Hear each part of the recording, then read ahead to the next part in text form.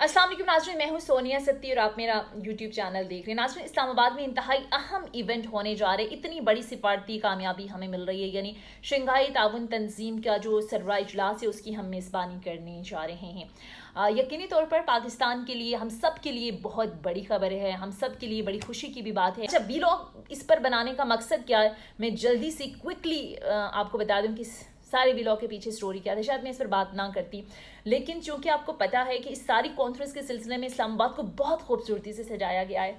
रात को जब मैं अपने ऑफिस की तरफ आ रही थी तो मैं देख रही थी और लिटरली मैं सोच रही थी कि हमारा मुल्क कितना खूबसूरत है। इसी लम्हे हमारे जो ड्राइवर हैं उन्हें बड़ी एक अच्छी बात की, उन्हें कहा कि मैम दुआ करें, और मैं 2-3 दिन से बहुत सारी दुआ कर रहा हूँ कि अल्लाह ताला ये जो इवेंट हो रहा है ना पाकिस्तान के अंदर, ये खैर आफियत से हो जाए ताकि दुनिया को एक अच्छा पैगाम जाए। लिटरली उस वक्त उनके जो वर्ड थे, मैं एक तरफ एक शख्स जो 20-25 हज़ार सैलरी ले रहा है, अपने घर के अखराजात चला रहे, शायद उसको भी बहुत सारी शिकायत होंगी, लेकिन जब बात पाकिस्तान की आती है, जब बात मुल्की वक़ार की आती है, जब बात पाकिस्तान की मुल्की इज़्ज़त की आती है, तो हर पाकिस्तानी का दिल एक साथ धड़कता है। तो उसी लम्हे मुझे पाकिस्तान तहरीक इंसाफ, जो कि अपने आप को मुल्क की सबसे बड़ी सियासी जमात कहती है, उनकी बात याद आ गई और उनकी एहतजाज की कॉल। यानी आप अंदाज़ा कीजिए कि एक तरफ चीन के प्राइम मिनिस्टर पाकिस्तान आ रहे हैं, रूस के प्राइम मिनिस्टर पाकिस्तान आ रहे हैं, दीगर ममालिक की हाई प्रोफाइल शख्सियात पाकिस्तान आ रही हैं। हमने पाकिस्तान का मुस्बत तशख़्ख़ुस, हमने मुस्बत इमेज उनको दिखाना है कि भाई हम पुरअमन हैं।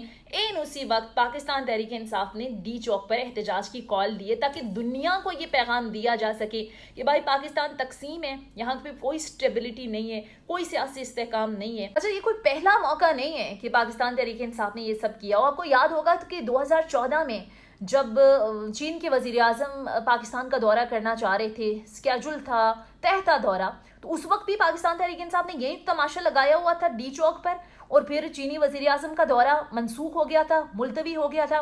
मैं सुन रही थी 2-3 दिन पहले शहबाज शरीफ साहब ये बात कर रहे थे, हमारे वजीर आजम, कि हमने उस वक्त जाकर पाकिस्तान तहरीक इंसाफ की मिन्नतें तरले की कि भाई कुछ टाइम के लिए ये एहतजाज मुलतवी कर दें, कुछ टाइम के लिए इसको आगे पीछे कर लें, ताकि जो स्केड्यूल दौरा है, जो तयशुदा दौरा है, एटलीस्ट वो मुलतवी ना हो। एक ऐसे वक्त में जब पाकिस्तान टेक ऑफ करने की पोजीशन में आ गया है, आलमी तन्हाई पाकिस्तान की दूर हो रही है, मौशी अशारिये मुस्बत आ रहे, पूरी दुनिया की नजरें इस वक्त पाकिस्तान पर हैं। शंघाई ताउन तंजीम के सरबराही इजलास की हम मेजबानी करने जा रहे हैं। रूस के, चीन के वजीर आजम, दीगर अहम हाई प्रोफाइल शख्सियात पाकिस्तान आ रही हैं। पूरी दुनिया पाकिस्तान की तरफ देख रही है और आप डी चौक के अंदर ये तमाशा लगाकर दुनिया को क्या पैगाम दे रहे हैं? दुनिया को ये मैसेज दे रहे हैं कि भाई हम तकसीम है, हमारे अंदर, हमारे मुल्क के अंदर स्टेबिलिटी नहीं है, सियासी इस्तेहकाम नहीं है। हम कोशिश करें कि भाई दुनिया हम पर ट्रस्ट करे, सरमायाकारी आए, और वो हो रहा है। अब देखें, बैक टू बैक जो इवेंट्स हुए हैं, 2.2 बिलियन की एक बहुत बड़ी सरमायाकारी का ऐलान किया है। सऊदी वफ्द का पाकिस्तान का दौरा, IMF कर्ज मंजूर हो चुका, मलेशिया के प्राइम मिनिस्टर का दौरा, शंघाई कॉन्फ्रेंस में जो ज़ाहिर है बहुत सारे ममालिक के सरबराहान पाकिस्तान आ रहे हैं, रूस और चीन के वज़ीर आज़म पाकिस्तान आ रहे हैं। ये इवेंट कोई नॉर्मल इवेंट नहीं है, ये बहुत बड़े इवेंट है। पूरी दुनिया पाकिस्तान की तरफ देख रही होती है, और आपको पता है कि पिछले कई अरसे से हमने एक बहुत तवील वक्त देखा है, हमने एक मुश्किल वक्त से हम गुजरे हैं, दहशतगर्दी को हमने फेस किया है। आपको याद होगा एक दौर था जब कोई मुल्क, छोटा से छोटा मुल्क भी पाकिस्तान के अंदर अपनी क्रिकेट टीम तक भेजने के लिए तैयार नहीं था कि भाई पाकिस्तान के हालात अच्छे नहीं हैं, हमें आलमी तन्हाई का सामना करना पड़ रहा था। और आज पाकिस्तान बदल रहा है, आज दुनिया के अहम तरीन ममालिक पाकिस्तान आ रहे हैं, सरमायाकारी की बात कर रहे हैं। होना क्या चाहिए भाई? होना तो ये चाहिए कि सब के सब मिलकर जो है वो इन इतनी हाई प्रोफाइल शख्सियात का इस्तकबाल करें, उनको खुश आमदीद कहें, क्योंकि ये मुल्क की मुफाद की बात है, ये रियासत के मुफाद की बात है, ये अवाम के मुफाद की बात है, हम सब के मुफाद की बात है। खुदा का वास्ता है, प्लीज़ इस बात को अंडरस्टैंड करें कि जब भी बात मुल्क की मुफाद में की हो तो सब एक हो जाएं।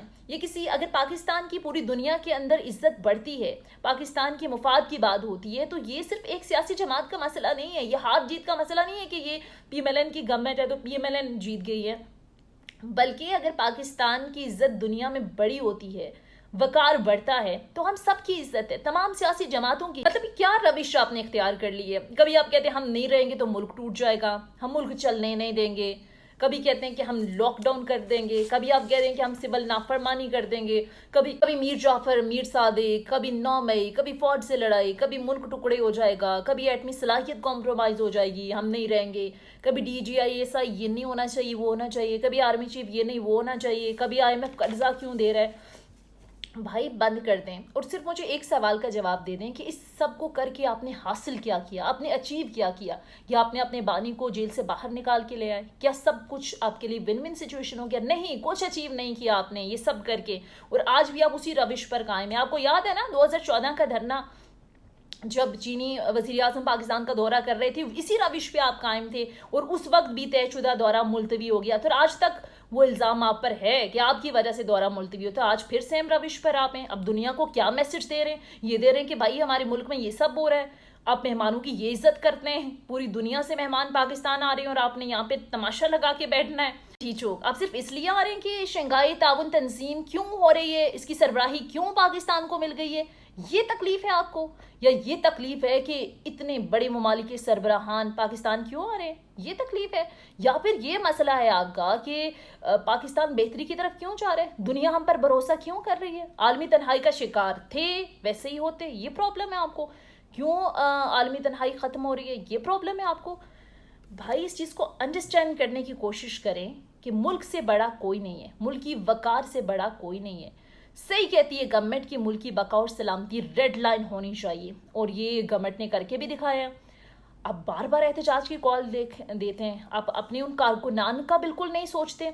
अब देखें इस्लामाबाद बिल्कुल हाई अलर्ट है, यहाँ पर पूरा शहर इस वक्त, इस्लामाबाद की अगर बात करें तो रेंजर्स हैं, फौज हैं, दफ़ा 144 का निफाज है, कंटेनर्स हैं, पूरा शहर बंद है। आम शहरियों की रसाई वहाँ पर नहीं है, इसलिए कि जो हमारे मेहमान आ रहे हैं, हाई प्रोफाइल शख्सियात जो हमारी आ रही हैं, उनकी सिक्योरिटी को जो है वो उसमें कोई लूपोल ना रह जाए, उसमें सिक्योरिटी में कोई फ्ला ना रह जाए। तो ऐसे में आप रेड लाइन को क्रॉस करके डी चौक पर ही एहतजाज की कॉल दे रहे हैं।